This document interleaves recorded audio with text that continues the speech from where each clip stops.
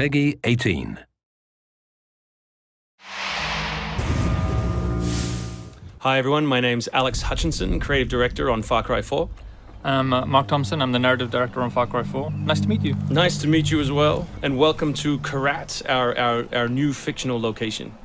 So in Far Cry 4, you step into the shoes of AJ Gale, who is returning to the country of his birth, initially just to scatter his mother's ashes before he gets caught up in what's essentially a civil war. Kyrat is a fictional place based somewhere in the Himalayas, inspired by places like Nepal and Bhutan, and a bunch of countries from that part of the world. So looking out there, one of the core things of any open world game, that sort of excitement and mystique and hope of an open world is, what is all that smoke coming from?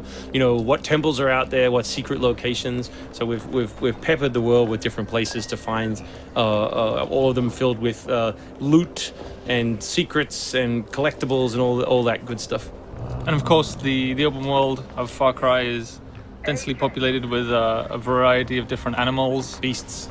And also that's some kind of yak. I don't even know what that animal was.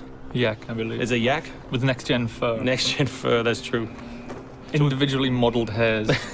So you see here with the eagle, you won't see it in this demo, but you can be attacked from above for the first time in a Far Cry game. So we've tried really to play with verticality, to have threats above and below you.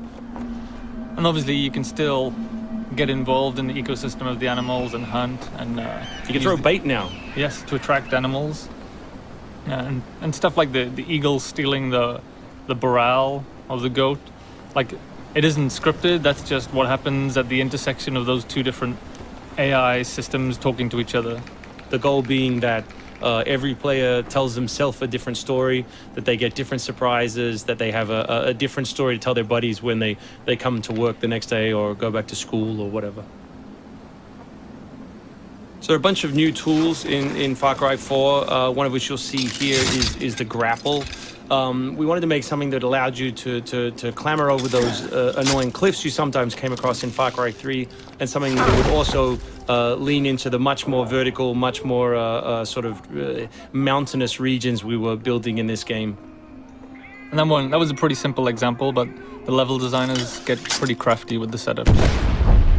We have these areas we're calling adventure zones in the new game, which will take you to places like temples, which you can see from afar, and force you to use the grapple in sort of really interesting and different ways.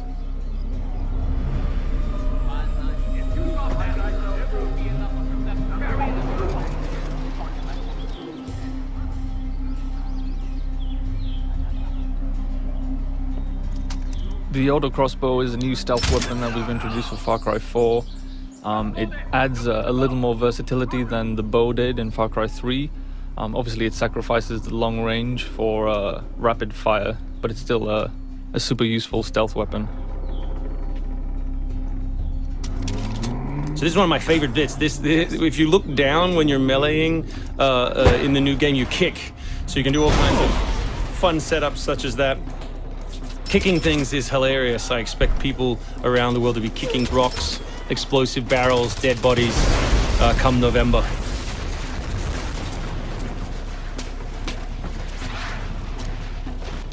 Our goal really was just to provide as many tools as possible, whether vehicles or animals or weapons or goofy stuff, and let people fit them together any way they want. Yeah, and we've snuck a few features in that fans of Far Cry 3 I think are going to be surprised by. Drive and shoot. Yes. So drive and shoot, obviously it's a bit frustrating to be chasing someone forever and have to sort of drive in front of them, pull over and wait for them to get out. So now in the vehicles you can drive and shoot with any one-handed weapon. And you can also do driving takedowns from any vehicle, which I really like. So this idea of leaping from your vehicle into another vehicle, do horrible things to them, boot them out the side, and then continue on your merry way. You can now deliver death without even leaving your seat. So Wingsuit is still here, and it's really cool, as you see, and actually when the space became more vertical, it actually became more fun. The mountainous environment means that there's a lot more wingsuiting to be found. And hopefully you won't get it before the middle of the game. You will. Hopefully you will get it before the middle of the game. That's the current plan. But we are many months away from watching you guys abuse us online. Means that there's a lot more wingsuiting to be found. And hopefully you won't get it before the middle of the game. So here you'll get a look at elephants. Elephants are awesome. Probably my favorite animal in the game. Weaponized in many different ways. You can drive them into a rage, watch them smash the other characters in the world, or you can clamber on top of one and drive it through the gate yourself. My favorite animal is the human animal. It's very Far Cry 2 of you, Mark. It's the Shark of Darkness. So co-op is a massive part of the new game. It's one of our big ways of opening up the open world and letting you play any way you want. So basically, when you ask your buddy to join, all the solo missions turn off, and you're left with all of the open world toy, the outposts, the fortresses, the towers, all the quests to play any way you want.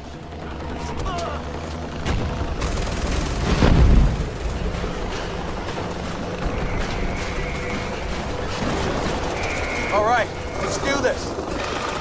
What do you think of the Buzzer, Mark, which is a small one-man helicopter? It's very red. No, but it's cool because it gives like this almost like developer perspective on the world. Like you normally in Far Cry 3 you could never really see an outpost, or you couldn't engage with an outpost from this kind of vantage point, which is really cool.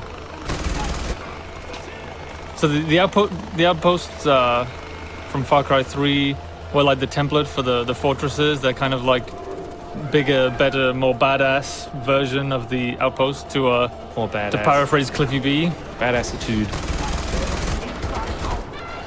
So imagine charging that vehicle, atop the elephant as opposed to just watching it happen. We spent a lot of money on that feature. A lot of money. Perhaps we could have put that in a video. Very expensive.